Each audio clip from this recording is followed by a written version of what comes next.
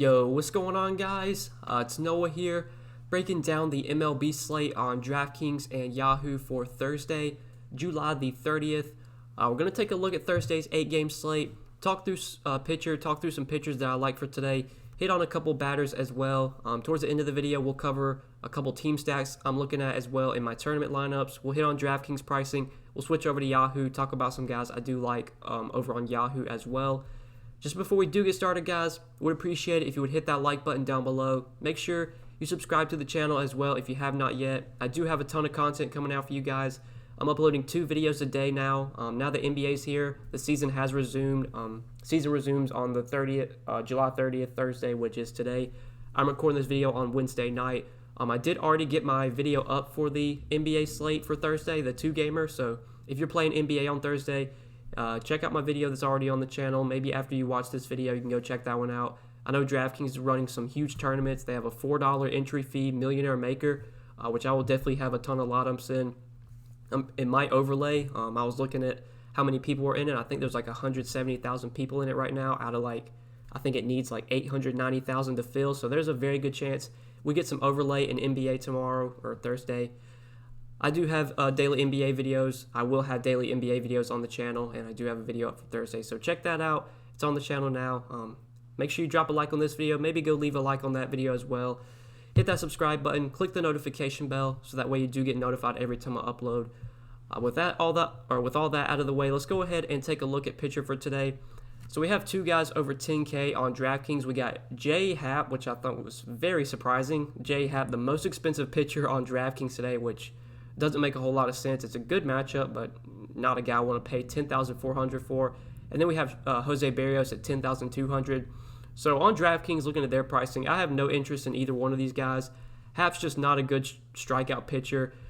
You look at his numbers this season, just not very good in terms of K rate. Not a guy I want to pay over 10K for, even though it is a good matchup against the Orioles. He only gets about 23% strikeouts, or has a 23% K rate to lefties. The K rate to righties is only about 20%.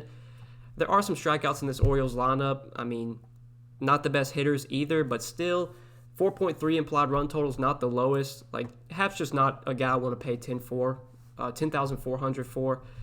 Just not someone I'm going to play at that price tag. Now, over on Yahoo, I think Happ is a much more reasonable play. If you look at their pricing, Happ is way down here at $34. If I'm going to play J.A. Happ today, or J Happ, it's going to be over on Yahoo at $34. No way I play him on DraftKings. And then Jose Berrios against the Indians.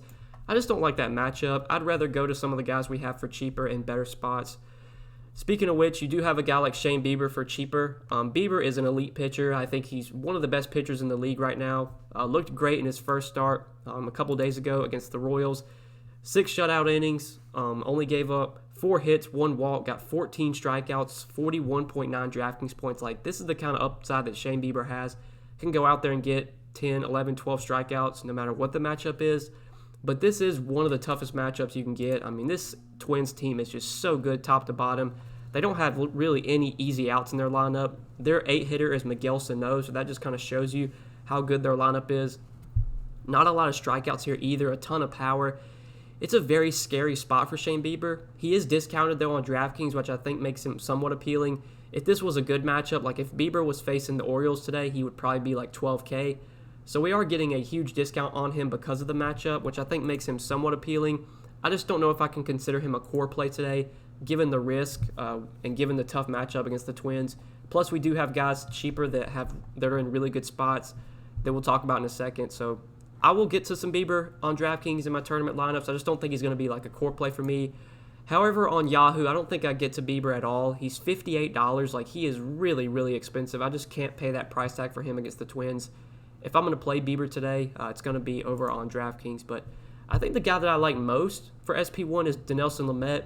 $9,200 on DraftKings, pretty reasonable price. Pretty reasonable price over on Yahoo as well at $48. So Lamet gets a very good matchup here against the Giants. I've said this a ton already this season. The Giants are going to have one of the worst lineups in the league, if not the worst lineup. They might be the worst team in baseball by the time it's all said. They might finish the season with the worst record in baseball. If we look at their team as a whole last season, 12th in K rate versus righties, 23.4%. So they're about middle of the pack in terms of strikeouts. But when it comes to batting average, ISO, WOBA, just any sort of offensive category, offensive statistic you look at, the Giants were pretty much bottom 10 in every offensive category. Like, they just don't have a good lineup, don't have a lot of power, might not have the most strikeouts in it, but it's not a lineup you're going to be scared of. Lamet gets to pitch in Oracle Park at San Francisco, which is the best pitcher's park in the game. Just a 3.6 implied run total right now for the Giants, which I believe is the lowest on the slate. Yeah, it's the lowest on the slate, so a lot of things going well for Dinelson Lamet. He looked really good in his first start this season, went 5 innings, five innings, allowed 1 run, 1 walk, 5 hits, got 8 strikeouts, finished with 25.7 DraftKings points against Arizona. I think we could see a very similar outing from Lamet today, if not better. So he's my SP1 for today. I like the spot a lot for him against the Giants. I think it is a very favorable one. Definitely a guy I'm going to have a good amount of exposure to on both sites. And then some other guys we could target, like Ross Stripling against the Diamondbacks, I think is definitely in play. Stripling actually got to throw 92 pitches in his first start this season, which is kind of a surprise. He's usually a guy that gets pulled like after 70 or 80 pitches. But Dave Roberts is no longer the manager of the Dodgers, so I think we're going to see Dodgers pitchers go a little bit deeper into games than they normally would. Stripling, if he can go 90 to 100 pitches again against the Diamondbacks, I know it's not the best matchup. The Diamondbacks don't have a ton of strikeouts in their lineup, but still, 8,400, like Stripling has K upside. I do have some interest in him. However, I don't think I can play him over someone like Dylan Bundy. I think this is a great spot for Dylan Bundy.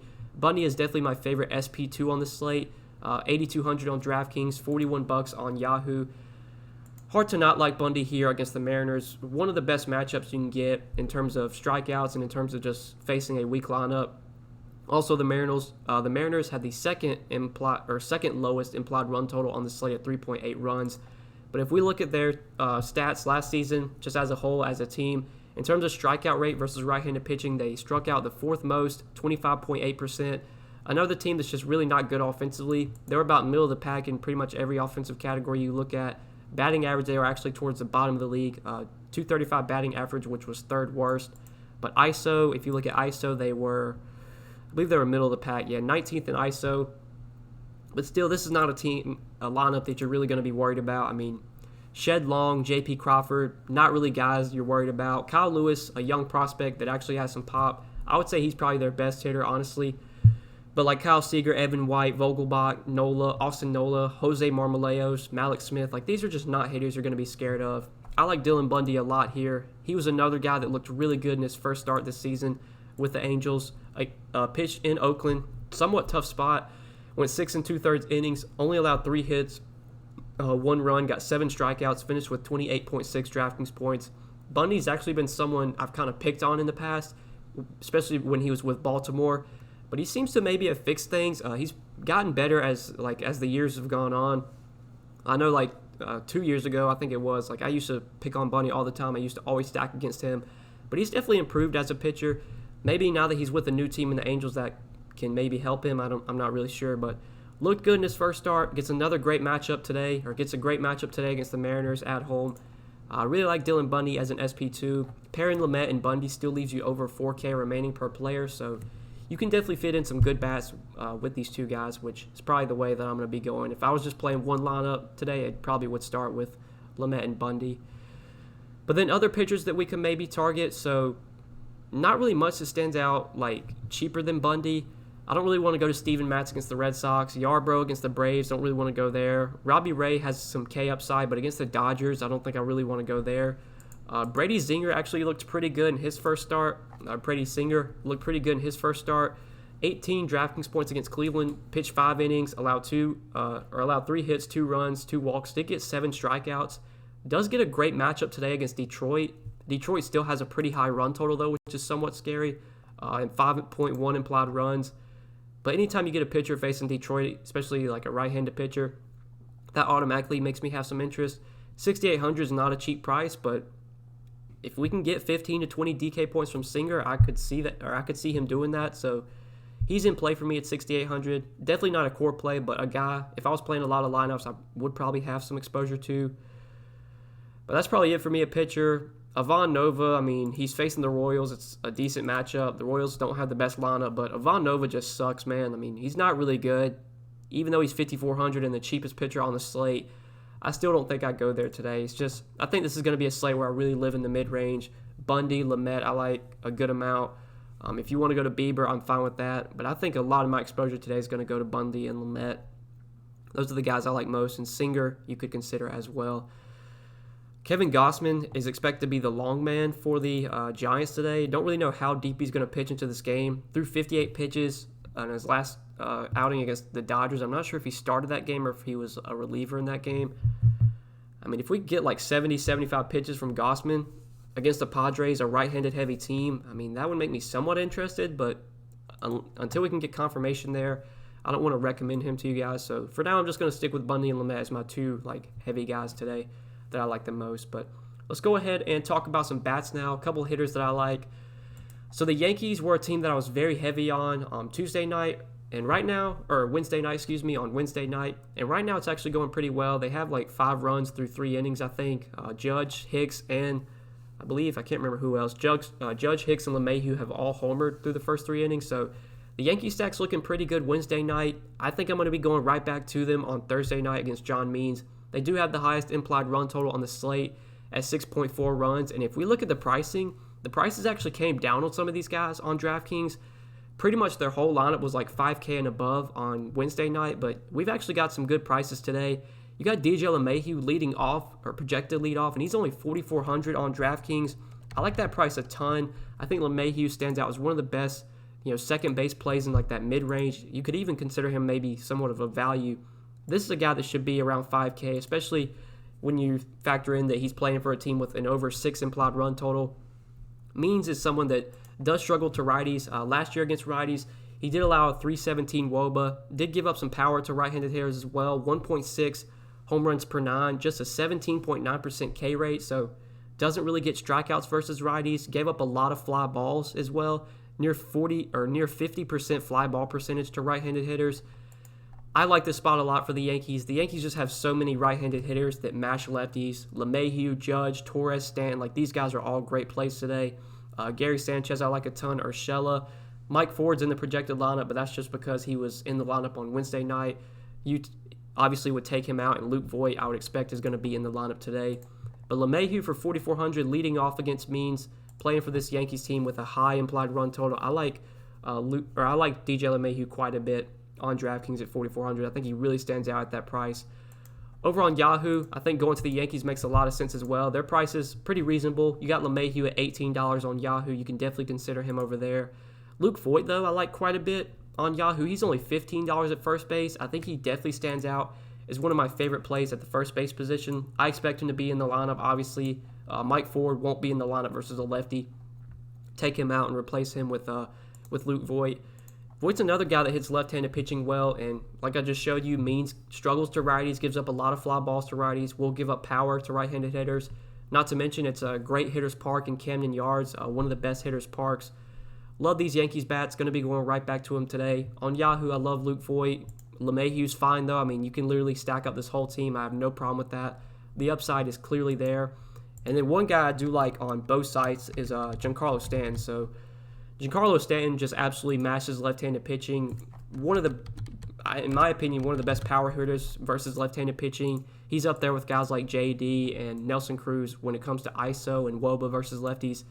Stanton just absolutely mashes left-handed pitching. Facing the lefty and Means that gives up power to righties, gives up home runs, gives up fly balls. I mean, it adds up for Giancarlo Stanton here. Means also doesn't really get strikeouts. We know that's one thing that Stanton does struggle with. He does strike out a lot, but Means is not a pitcher that really gets strikeouts versus righties. Just an 18% K rate to right-handed hitters last season. So love Stanton here. Can't go wrong with really anybody in this lineup, though. I mean, Judge at $20 I love on Yahoo as well.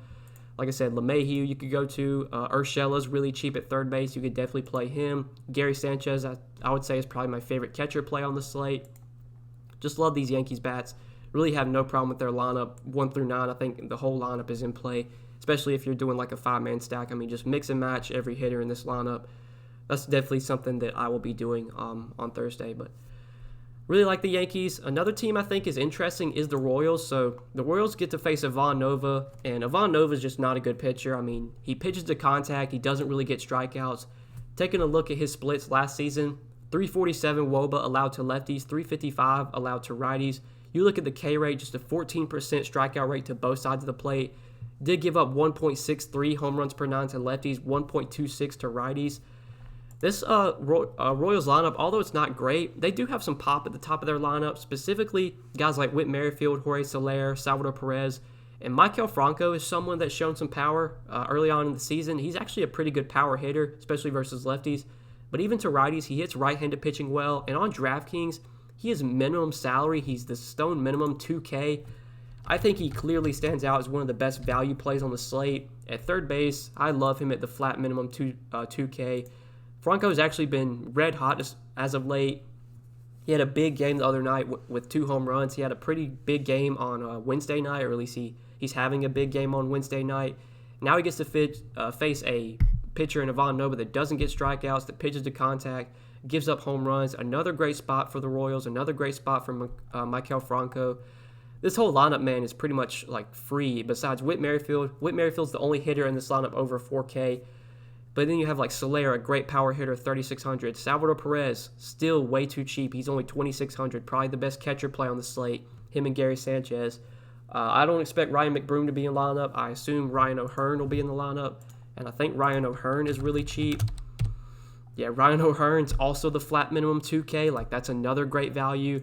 Alberto Mondesi, he batted 6th on Wednesday night. I don't know if that'll happen again, but he's 3,300, still dirt cheap. I love these Royals bats for some salary relief. And if you're paying up for like Lamet, Bundy, Bieber, if you're going to these guys, you're going to need some value.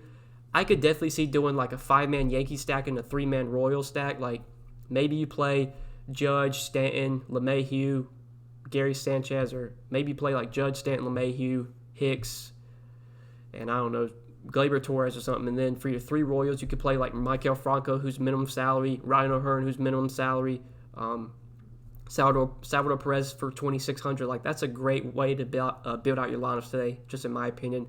It might be chalky, but your lineups are going to look really good if you got 5 Yankees in there with 2 top-tier pitchers and some incredibly cheap Royals bats facing a terrible pitcher in Ivan Nova. Like, that's going to look like pretty much the optimal lineup if I had to guess. You're going to see a lot of Royals pop up today, a lot of Yankees pop up, but I think that's the way I want to go today. I feel like this is a slate where I'm probably going to be eating a lot of chalk, especially at pitching.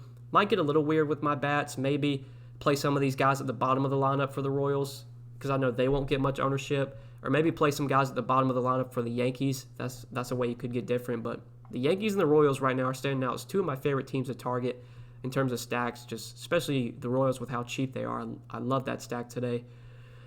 But another guy I want to talk about real quick, just like a one-off play. I don't know if I really will be stacking the Orioles. The Orioles are just not a team I like to stack. I mean, they just don't have a good lineup. But Renato Nunez is someone that hits left-handed pitching very well, and he's actually had a lot of success in the past against J.A. Happ. And over on Yahoo, he's only $11 at third base. I think as a one-off, that really stands out in my opinion. Nunez, like I said, hits left-handed pitching very well. Happ, as we talked about earlier, does struggle to righties, gives up home runs to righties. Allowed a 345 WOBA to right-handed hitters last season. Over 2 home runs per 9 as well, 2.13 home runs per 9 to right-handed hitters. Only a 19.8% K rate, so it doesn't really get strikeouts to righties either. This is sneakily a good spot for some of these right-handed hitters for the Orioles. Now, I know the Orioles don't have the best right-handed hitters in their lineup, but the guys that have a little bit of pop, Austin Hayes, Nunez, even Alberto you could go to. I actually do like those 2 or 3 guys as maybe a mini stack. I said earlier that I will be have some exposure to Happ on Yahoo. I think on Yahoo at $34, Happ will definitely be in my lineups. But in lineups where I don't have Happ on Yahoo, I will be looking at some of these cheap Orioles like Nunez, Hayes, these guys that can hit left-handed pitching well. I wouldn't be surprised to see Happ go like 6 innings, maybe get 6 or 7 strikeouts and give up like 1 or 2 solo home runs. I think that's a pretty reasonable line for him, or a line you could expect from him. Like, there's a chance he does really well, or he does well for his salary on Yahoo, and then you still have some Orioles do really well as well. But yeah, guys, I think that's kind of what I'm looking at for this 8-game slate, just talking through pitching, a couple batters I like. I know I didn't talk about every guy on the slate. I don't really do that. I mean, this video would be way too long. I do have more up-to-date and in-depth content, though, over on Patreon. So if you do want to check that out, my Patreon is linked down below. I will have an article for this slate over on Patreon, going over every position and talking about 2 or 3 of my favorite plays at each position. Also, I will have an article up for the NBA slate. I'll be doing 2 articles a day over on Patreon, so now's a pretty good time to get over there and check out some of the content I have on Patreon. I'm going to be pumping out a ton of content over there. I'm still going to be getting up 2 videos a day on YouTube as well. Going to be a busy time for me in terms of, putting out content, but this is something I love doing. I'm so blessed I get to do this for a living, thanks to you guys. So if you enjoyed this video, hit that like button. I would appreciate it. Make sure you subscribe as well. Check out the Patreon link down below. Also, link down below is my Twitter account. You can give me a follow over there at DFS by Noah. But yeah, guys, I think that's pretty much it. Thank you so much for watching. Hope you enjoyed the video, and we'll see you in the next one. Peace.